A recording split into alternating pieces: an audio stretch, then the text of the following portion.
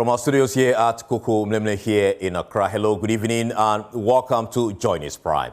We are live on DSTV, Channel 421, GoTV 125, and around the world on myjoyonline.com. Tonight, Office of the Special Prosecutor responds to conflict of interest. Allegations made by lawyer Martin Kpandai against the office and its special prosecutor. We'll get a response from lawyer Martin Kpandai, plus hear from anti-corruption campaigner Vitus Azim and many others. And lecture halls in colleges across the country empty as members of the Colleges of Education Teachers Association of Ghana, CETAG, begin an indefinite strike, citing the government failure to fully implement the National Labour Commission arbitral award issued in May 2023. Also tonight, government gives its surest assurance yet of ending the 2 long years of to rectify Ghana's first lithium project before Parliament rises for the Christmas break. We have more in our series Hope on Pause, the lithium promise. As the local economy is affected, areas grinds to a halt, stalling some 2,700 indirect jobs. Of the special prosecutor is responding to concerns of conflict of interest in the ongoing probe into allegations made by lawyer Martin Kpandai against the office and its special prosecutor Kisi Ejabin during a public questions and answers session on X hosted by the OSP's Director of Strategy, Research and Communication, Sami Dako, clarified that the law mandates the office to investigate corruption-related complaints regardless of who is involved. He explained that lawyer Martin Kpandai's allegations directly accuse the OSP of conniving with former Finance Minister Ken Ofori-Atta to stall his prosecution and further accuse the special prosecutor personally of corruption, claims he says Mr. Kpandai must substantiate. We'll bring you his reaction shortly, but first listen to Mensah South MP Bafwa Iwa, who first raised issues of conflict of interest with the office investigating itself on PM Express. Firstly, I would disagree on many fronts with my brother. Okay. The OSP cannot investigate himself. OSP, the SP, that is the special prosecutor, he is the head of the OSP. And so if you have allegations against him, the forum to resolve those allegations certainly would not be the office of the OSP. And tactically it's even not good, because presenting those evidence to him, right, by submitting yourself to him, you are submitting it to his jurisdiction, you are agreeing that he should resolve those matters. What if at the end of the day he rubbishes every allegation you have made? You wouldn't have gotten justice. But that said, even if you scrutinize what my brother is saying, I don't think that there's sufficient evidence on the basis of what he's saying to remove the special prosecutor, unless you want to do the Tokonu kind of removal, right? Otherwise, there's no basis. But the Director of Strategy, Research and Communication at the OSP, Sami Dako, stresses that Mr. Ejabin has no involvement in the investigative processes or the committee set up to examine the matter, dismissing suggestions of conflict of interest. We are a law enforcement agency and a prosecutorial body, bound by law to do our work. We are to investigate as a primary investigator of corruption and corruption-related offenses in Ghana. The office is not investigating any other matter except corruption allegation. He said that the office has connived with Ken Ofori-Atta, not that he has deduced, not that he thinks if you put one or two together. He made categorical statement, and he made specific allegation that the special prosecutor is corrupt in things that he had done. And once we are the body that has to investigate corruption, naturally, to build trust and credibility in the system, we would invite you. The office will go into it. Now, when the office is going into it, we must separate the head of the agency from the agency. People think that the office is all about, say, Honorable Kisi Ejabin. No, it's a whole institution. There was this propaganda that had gone on, and especially his first appearance, he had said several things which were untrue, but the office thought it was not necessary. Don't give it too much attention, ignore it, and so we decided not to even respond to it. But the office, if he would tell you, when he went there, he didn't see Kisi Ejabin as part of the process. Even the letter inviting him, it was not signed by Kisi Ejabin, nor even the deputy. So there is nothing like Kisi Ejabin involved in this process. Well, let's seek some legal understanding on this issue. And joining us now is Kweku Pencil. He's a private legal practitioner. What do you say to those who say the OSP investigating itself amounts to conflict of interest? I don't really understand what they mean by conflict of interest. The very word for which the law setting up the office requires him to do is what he's doing. And I don't know the reason they have for saying that in doing what the law requires him to do, he finds himself in a conflict of interest. I don't really know. I don't know the factual basis for that allegation. In other words, are they saying that he himself is compromised or is saying, I mean, I don't understand. So the argument, if I may come in, the argument is that this is an issue that concerns the OSP itself, and he cannot be the judge in his own court to investigate this matter. So doing so amounts to conflict of interest. You don't think so? I don't. That's what I'm saying. I don't understand. What are the specific allegations? It's like a judge who is sitting over a matter, then somebody throws about or bandies about to allegate about a judge, and once the allegations comes up, the argument is that once allegations have been made, however improbable or however distorted or however whatever it is, that once the allegations the judge perceives function of the office, whatever. What is that all that we need to do to, what do you call it, to stop the OSP or to make him, I mean, to I don't know how to put it, stop people to throw about allegations concerning his office.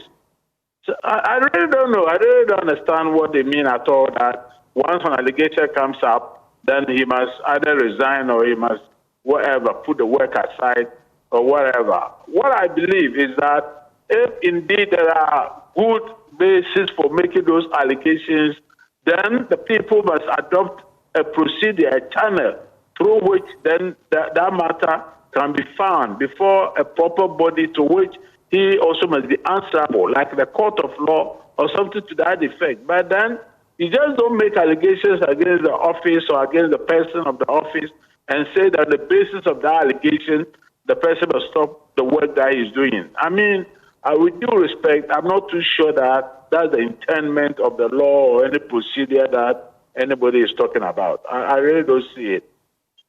Right. Thank you so much for speaking to us here on Joy News Prime. Let's move on to some other story, because the Tamale High Court, presided over by Justice Emmanuel Brew Plange, has annulled the parliamentary election result for the Kpandai constituency and ordered fresh poll within 30 days following a successful legal challenge.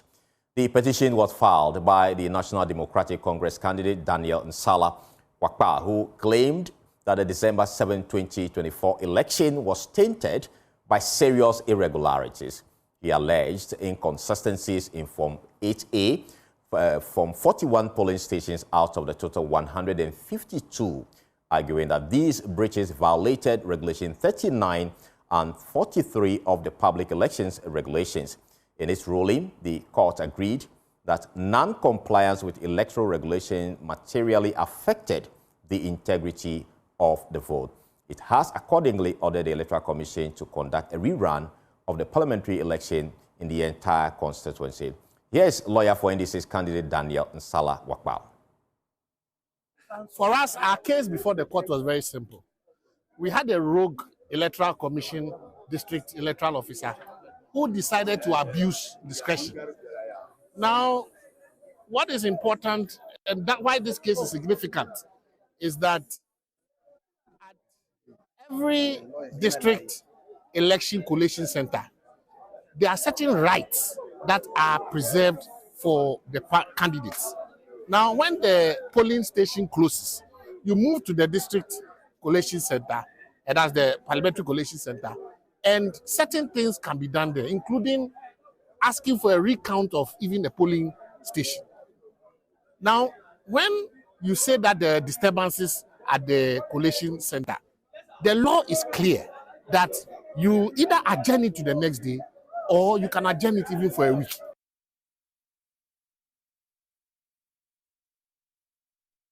Well, the sitting member of parliament for Kpandai is, however, Matthew Nyindam of the New Patriotic Party, who was declared the winner in the December vote, and his lawyer, Sylvester Isang, says though they disagree with the decision, they will respect the court. They have filed for an appeal and stay of execution. In the heat up to the trial, we heard of several things, and we didn't take them for granted.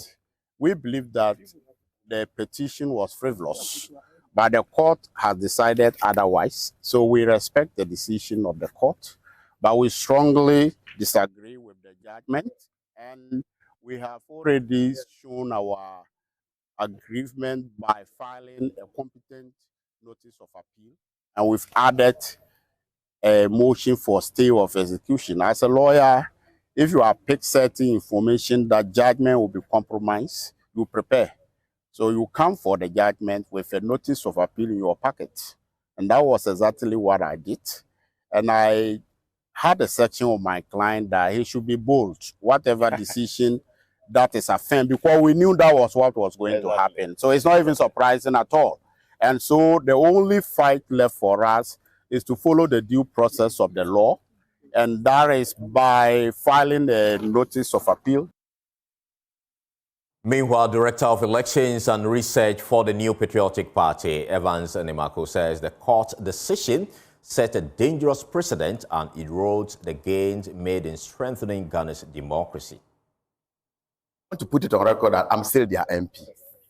Although Clearly, this cannot be a ruling that you expect that the New Patriotic Party will say it's a welcoming decision from a competent court of jurisdiction.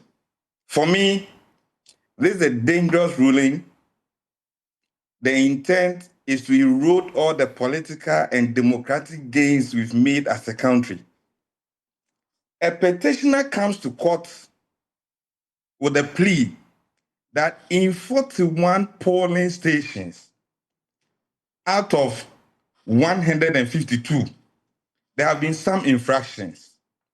And you then gave a ruling that, assuming or that admitting that, yes, the 41, there were issues. 111 of them, where there were no issues. The New Patriotic Party should admit that we go back to these polling stations and conduct another elections. What kind of dangerous ruling is this? What do they seek to achieve? It's the constituency that the party won with almost 4,000 difference. 53.47% of parliamentary votes. And you are telling me that you, the judge, will go beyond the plea of the petitioner. I don't think this is the way to go. Let's now take you to Parliament, because Majority Whip of Parliament and Member of Parliament for South Dai, Roxanne Nelson Eche Dapamako, has charged colleagues on both sides of the floor to exercise more diligence in their work. The Majority Whip made the call at the meeting speaker's public financial management media dialogue, where he emphasized the need for Parliament to hold stakeholders accountable to citizens through dedicated, effective scrutiny. James Aveji has more in the following report. This maiden speaker's public financial management media dialogue brought together leadership of the House, the Budget, Finance and Economic Committees of Parliament, development partners, as well as senior editors of business and finance media houses to deliberate on how both Parliament and the press can play a more significant role in the equal distribution of Ghana's wealth. Speaking on the theme, Parliament, the press and the purse, building accountability through dialogue, both sides of the House agreed that they must intensify their work while amending the seeming distrust between the legislature and the media. Pay attention to the footnotes and interrogate the figures, and so that when we speak of accountability, you can hold people to account. You can ask the pertinent and relevant questions to elicit the purposeful responses from the people who are applying our funds. That is what the people expected from we, the elected representatives. If we fail them, then they can't, there's nowhere else they can turn to. They can neither turn to the courts, nor they can neither turn to the executives, which is applying the money. Finally, we confront the cause of mistrust or tension between Parliament and the media, and how this can be addressed constructively. Through ongoing dialogues like this, transparency pledges, and capacity building workshops, we can rebuild this trust back. Speaker Alban Bagbin in this address noted the need to decentralize the work of the House to better serve the electorates. My next speaker's breakfast meeting is going to target on this area, how we can get Parliament to the grassroots level and how we can break down these technical languages into simpler and easily understood language for our people to move with us. That way, we'll be able to claw back the lost trust our people, our voters have in us as leaders. Just to join News Prime, we'll take a short breather. We'll return with more. Please stay with us.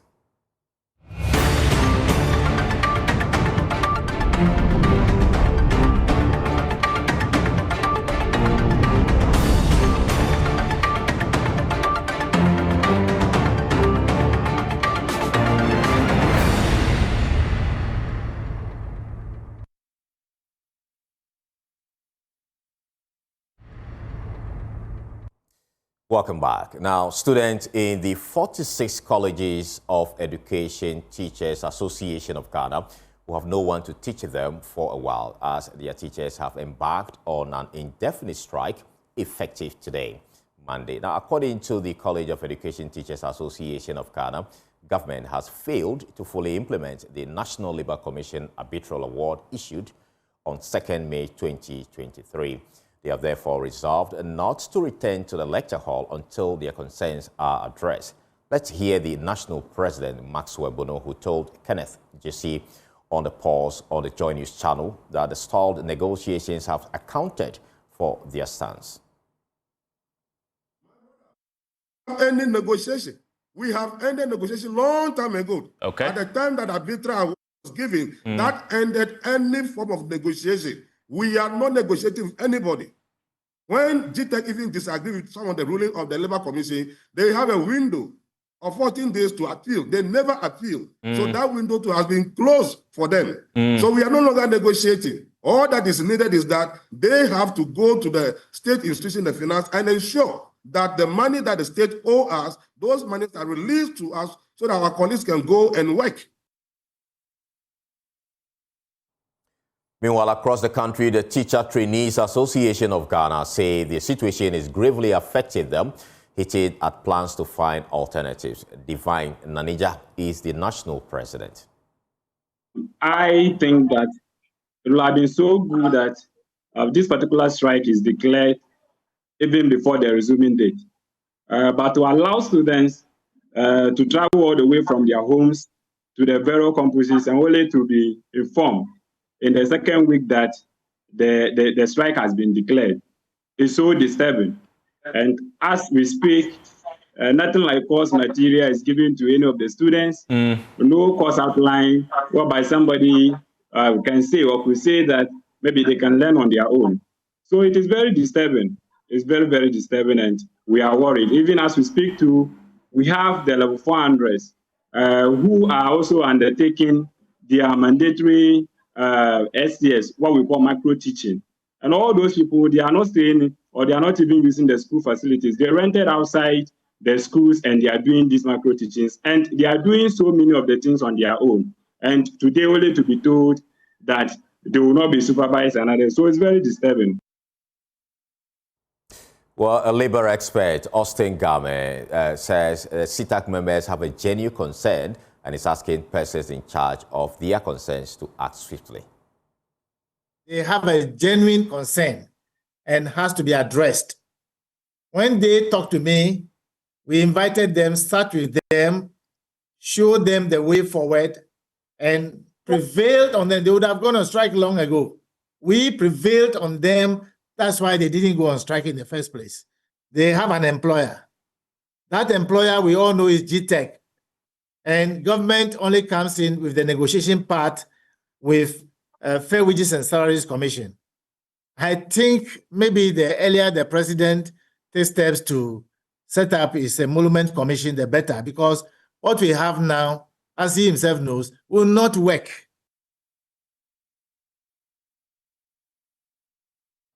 Well, away from that tonight, government gives its surest indication yet the 2-year wait to ratify the Ewoya Lithium project will finally end, assuring chiefs and residents that Parliament will approve the deal before rising for the Christmas break. For 2 years, lives have been on pause. Farmers unable to expand their fields, families stuck in half-built homes, and resettlement plans frozen. Global lithium prices have crashed, and without swift parliamentary action, the project risks losing its economic viability. Now, government spokesperson Felix Kwachio also insists the deal will be secured by the end of 2025. We'll hear from him shortly, but first, Emmanuel Jivanu reports on how the delay is choking the local economy and stalling 2,700 indirect jobs. Every day at the Mankasim runabout, Abina Annan runs for survival. She chases cars with bags of fantikinki, hoping someone inside will roll down a window with a few CDs to spare.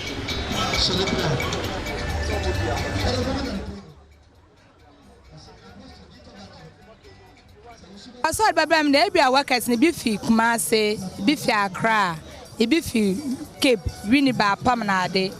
Obabe Jumana, Sabi Obedi, in the Sanasuna age of Fancy Doconoa, Oba Toby, Obetobi, baby Bogua, what on a fish nade, on your be on a pony beyond wide and ready. I demand business in a bocoso. But for 2 years since the lease was signed, Parliament has still not ratified the project. And in communities like Mankasim, the delay is choking the local economy before it even begins. Yes, I'm going. Yes, I'm going. Yes. For drivers like Gideon, when Atlantic Lithium began prospecting, his taxi rarely rested. It was helping the youth and we the drivers as well. But they will come, take us to our place, take us to this place. Sometimes you'll be at the station for about 30 minutes, 1 hour. Just look at right now, I'm loading. Nobody is in. The Ewoya Lithium project was expected to anchor at least 2,700 indirect jobs: transport, food vendors, accommodation, construction, and commerce. But the delay in parliamentary approval has left those jobs suspended. Few meters away from the Mankasim runabout, the ripple effect of the Ewoya Lithium project was supposed to start here, in construction yards like Prince Labi's. The delay of the coming on of the mine is a worry to this business. It has, in a way, delayed the boosting of the sales I was expecting. I'm telling everybody who has a role to play so that Parliament ratifies this lease to do it for us. Our people are going to be happy. For Abina, every day the project delays means fewer cars, fewer customers, fewer chances. She may never step foot on the mine, but her life is tied to it all the same. Yes, I'm paying for no more Parliament in there. Say, you man, no more, I'm paying for, and the same shade you manage you find dear. Yes, Slamo, I'm juntum, no more my yen, I won't tie. Eka cry, eka canoye, Sikania than Eba. The Ewoya Lithium project promised a new economic dawn, a chain of livelihoods stretching from hawkers to taxi drivers to traders and artisans. But until Parliament acts, their hopes will remain on pause. Emmanuel Jivanu, Joy News, Mankasim. Central Region. Well, we cannot hear from government spokesperson Felix Kwachiofosu, who assures the chiefs and residents of the affected communities that the deal will be passed by the end of 2025. He spoke to Evans Mensah in a yet-to-be-aired episode of PM Express. Some representation, I believe the chiefs have... Well, yes, I mean, on a daily basis, I receive, for instance, the Omani of the Abura traditional area constantly engages me on the matter. That it is not that suddenly we in the NEC have woken up and decided that we will slash the royalties, which was initially pegged at 10%. There has been a significant drop in the world market price of lithium, which does not make the investment viable in its current state. To make it viable, we need to tweak it a bit. Once things improve, the other aspects of the project will kick in. It will be restored to reflect a fair, if you like, arrangement between government and the investor. I don't see any stumbling block unless something unforeseen happens. I don't see why we should not be able to. All things being equal, all things because I expect that it will be ratified. It will be ratified. Yeah, it will be ratified. If the processes are currently ongoing and Parliament has its own timetable and schedule, as far as I know, there is no major stumbling block to this happening, unless something. And once that is done, how quickly do you expect Atlantic Lithium to begin? Well, I think that it will depend on their state of readiness. It depends on how quickly they are able to mobilize. Again, all things being equal, because there are things that can happen to affect this. But if everything is in place, as of the time that the agreement is ratified, I see no reason why within a reasonable time frame. Well, as the world moves towards cleaner and climate-friendly electric vehicles, Showbiz magazine, Ghana's largest mechanical hub, is racing to catch up.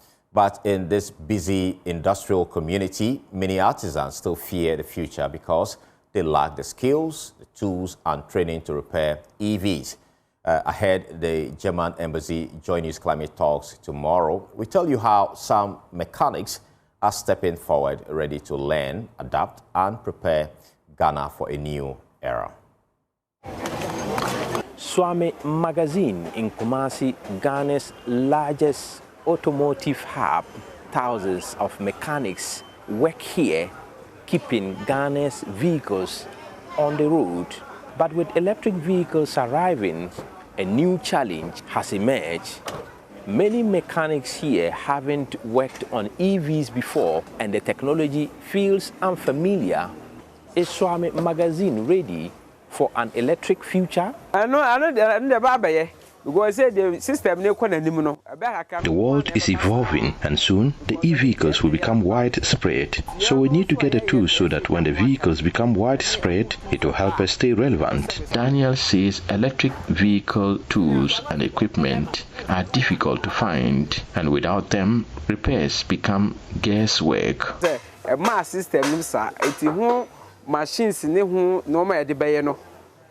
Repairing and maintaining the e-vehicles is difficult, so we are pleading that we get some of the tools and training. It will help us a lot.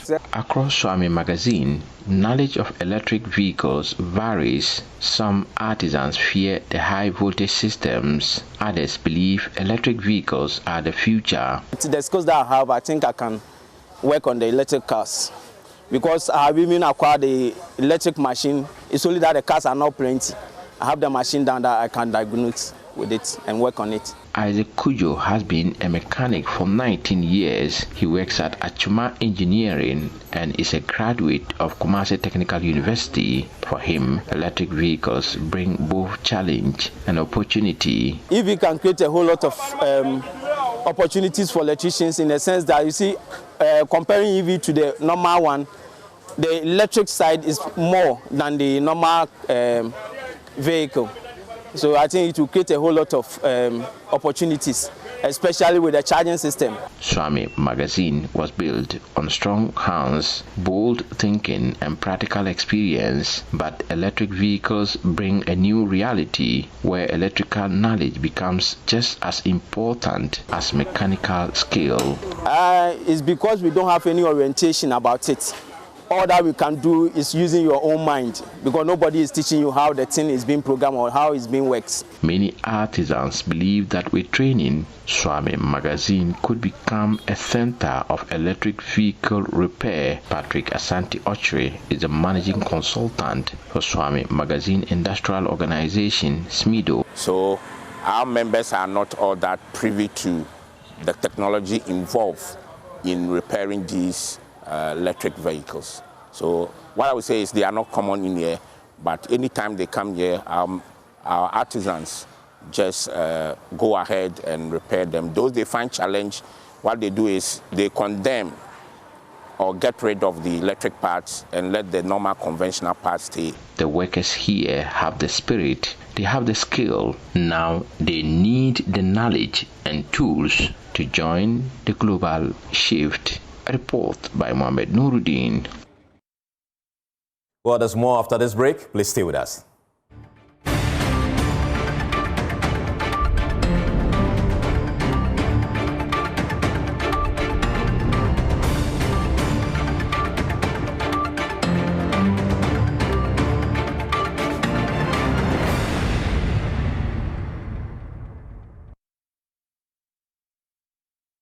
Government is in talks with ECOWAS and the World Food Programme as part of additional measures to reduce the glut of grains and cereals on the market. Now, speaking at the Government Accountability Series, the Agriculture Minister, Eric Opoku, stated that he will be meeting with ECOWAS officials on Tuesday to decide on the way forward. He says the National Food Buffer Stock Company is also going through procurement processes to buy the surplus. Now, according to him, the first 100 million Ghana cedis allocated for the mop-up was exhausted within 3 days. There's more in the following report. Surprisingly, even onion, we are told that over 3 million cedis worth of onion got destroyed on the market because people were not buying. In fact, women in Volta region have given us their word that we should stop the importation of onion because they can produce enough to feed our country. During the beginning of the season, we anticipated that there will be glut on the market, but we were unable to anticipate the quantum of glut. So buffer stock is now going through the procurement processes. It's government money. You can't just step into the market, put the money in your pocket, and then start buying. So they are going through the processes. When they are done, they will get the licensed buyers to be on the field to buy the excess for them. We have also spoken to WFP. They are talking to their counterparts in other areas to see what they can do to mop up the excesses. We have also invited ECOWAS because they also have a responsibility to maintain strategic reserves against emergencies. So ECOWAS will be meeting me tomorrow to see what plans they have to also be part of the process. We are also speaking to our colleague ministers in West Africa and then Africa. Some of them have shortages and they want to see what they can do to buy to support their storage of cereals in those areas. But this is the first time we have experienced such situations, glut in over 2 or 3 decades. Well, the minister also spoke about what government is doing to overcome the challenges and avoid a repeat of this glut. What did he say? This is the first time we have experienced such, situations, glut in over 2 or 3 decades. And so we have some challenges this year, but next year we'll be able to overcome the situation because right after the approval of the budget, we are going to work on our silos, put in place permanent structures to ensure that we are able to contain such situations. To some other story, High Flow, a leading supplier of bathroom wear in Ghana, has outlined a new strategic direction centered on growth, stronger partnerships and sustainable solutions for households nationwide. This comes as the company marks its 15th anniversary, a milestone its leadership describes as a turning point for deeper commitment to quality and innovation. There's more in the following report.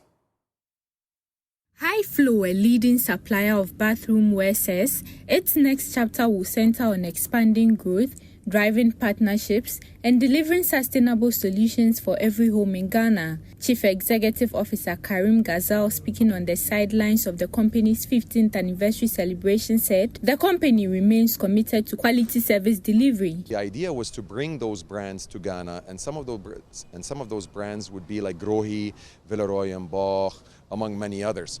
So when we brought them to the Ghanaian market, it was very well accepted because many of the people who are here, what they do, they travel a lot. They go abroad, they see the hotels, they see the hospitality projects, and they see these brands out there, but they didn't see them in Ghana.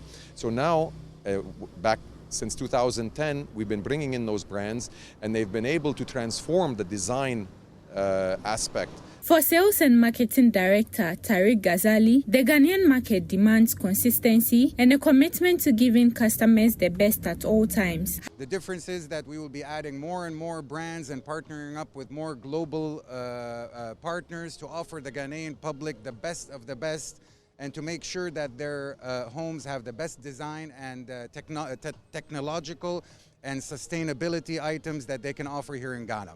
Our wholesale division, obviously, being that we market to different wholesalers within Accra and the outer regions and the outer skirts of Ghana. Our project division is one of our biggest divisions. We are very happy and very proud to partner up with developers, contractors, architects, and interior designers on working on some of the most luxurious and the best design projects going up in Ghana these days. High Flow says its next phase will focus on growth, stronger partnerships, and a sustainable home solutions as it marks 15 years of operation in Ghana. Well, Ghana Senior High School Tamale has become the second school to benefit from Kpandai 360's Smart School project and the government Smart School project. A smart block with full installation of digital tools has been handed over to the school. Speaking to the media at the handing over, the Kpandai 360's head of project for West Africa, Rollins Honover, said the block will provide a 21st century learning experience for the student. The project was commissioned by the president at the 65th anniversary of the school. The two-story digital learning facility houses 10 smart classrooms, a technical room, a lecture hall, charging and repair rooms, and other ancillary facilities. Every student receives a tablet preloaded with academic materials designed to last 3 years, supporting continuous digital learning. The smart block, fully equipped with modern digital tools, runs on solar power to ensure uninterrupted teaching and learning. Speaking in an interview with the media, the Kpandai 360 head of project for West Africa, Lawrence Honowu, said it is a school for the future. This is the school of the future, Kpandai 360 Smart Classroom. This is a project that is transforming education in Ghana. Kpandai is a global brand transforming areas of digital education. On this project called Kpandai Smart School, we have a full infrastructure provided for Ghana Senior High, also known as Ghana School. The smart block has a full installation in terms of digital tools. So we have a smart screen, we have tablets in all the classrooms, we have a charging unit or cabinet where students can charge their devices, and the whole block is solar powered. Every student in this school has been provided with tablets. So every student has a tablet. It's exciting to see students during break and they are relaxing, they are having discussions on their tablets and engaging their peers. He said it is their hope that government would extend the project to other schools in the country, adding that the devices are restricted from accessing social media applications. Well, you're still watching Joy News Prime with me, Carlos Caloni. We'll take a short break. We'll return with Showbiz. Stay.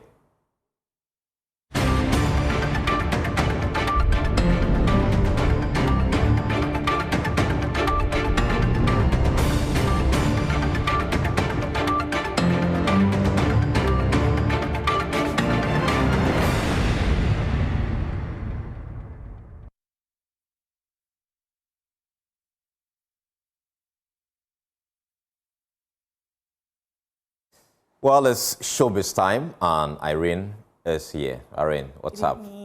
Fine, how about you? I'm okay. You look sharp in your suit. Thank you. Anyway, so as usual, I'm here to update you on happenings in the entertainment industry, and I'm taking you straight to the 2025 edition of the EMY African Awards, where most outstanding achievers were awarded for their talent and contribution. The exclusive Men of the Year Emmy Africa Awards is the continent's premier platform for celebrating men of vision, influence and impact alongside outstanding women who excel in their fields. Each year, the awards honor leadership, innovation, service and excellence across 28 categories. And in 2025, all of that came together in a night of class, color and celebration. The Infantipim Old Boys Association earned Group of the Year for their contributions to education and community development. Thank you. On behalf of EMY Awards, I'd like to thank the organizers and everybody else who has been supporting us. Also honored on the night was the president of the Ghana Journalists Association, Albert Kwabna Jumfo, who received this year's PAV Ansa Communicator Award. This is the doing of the Lord, and I must say that I'm humbled by this recognition. We are only serving our motherland. This year's special recognition award went to businessman and philanthropist Dr. Osei Kwame Despite. Despite Media Group, congratulations, Dr. Osei Kwame Despite. We love you. Other notable winners included Dr. Akin Faminu, Man of Style, Richard Niamakwe, Young Achiever Male, Kim Promise, Man of the Year Music, Tapelo Makwena, Actor of the Year, and Gilbert Ampia, Man of Courage. I really appreciate this award, and I would like to thank my parents, especially my mother. She's been so grateful to me. Largely focused on celebrating outstanding men, the Emmy Awards also honored exceptional women making remarkable impact.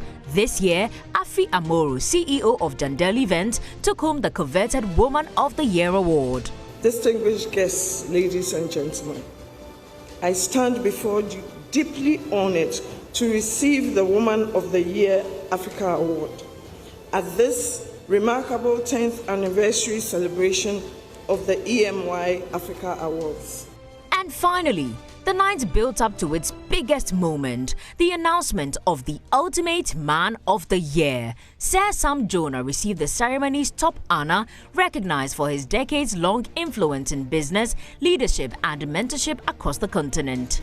This award, therefore, is not a monument to an individual. Indeed, it is a tribute to every teacher who shaped me, every miner who risked his life underground working with me, every colleague who refused to settle for mediocrity, and every Ghanaian and African who gets up every morning determined to make life a little better than it was yesterday. A night of class, celebration and African excellence. And that wrapped up the 2025 Emmy Africa Awards, a powerful reminder that excellence is worth celebrating and impact never goes unnoticed. That's beautiful. Yeah, so I'm taking you straight to Wendy Shea's camp because over the weekend, she organized the Wendy Shea concert and there were electrifying performances from Kwame Eugene, Kidi, and Wendy Shea herself. And of course, the surprise act, Shatta Wale. I don't really see like female artists like, putting on big shows, concerts and all that. But so far as she's doing it, she stands for every female artist. So if she's doing this, that means every female artist can do it too.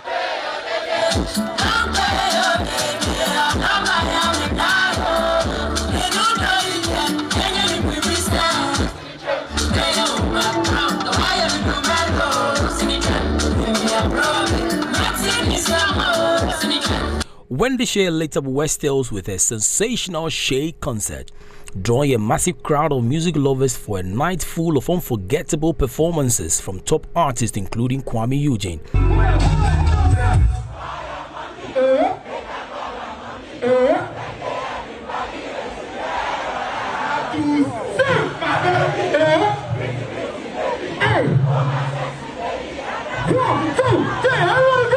Giddy. She wanna roll and smoke one thing. I want to keep her a diamond ring. And she say that the girls like mine. She make my heart beat select. Next time you're gonna take it to bloom bloom. Now we can wake up home. Hop on the water. Baby, say everybody say. Take a picture. Sister Fia. I'ma see you with you. That's so happy. Your baby, I need my back. I need my own.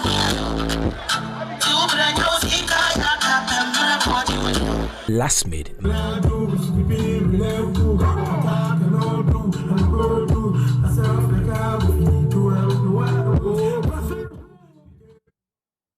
I see. And that's all I have for you for today's edition of Showbiz. Thank you so much, Irene. And that's all we have time for here on Joy News Prime. Prime Business is up next with Pius Kojo.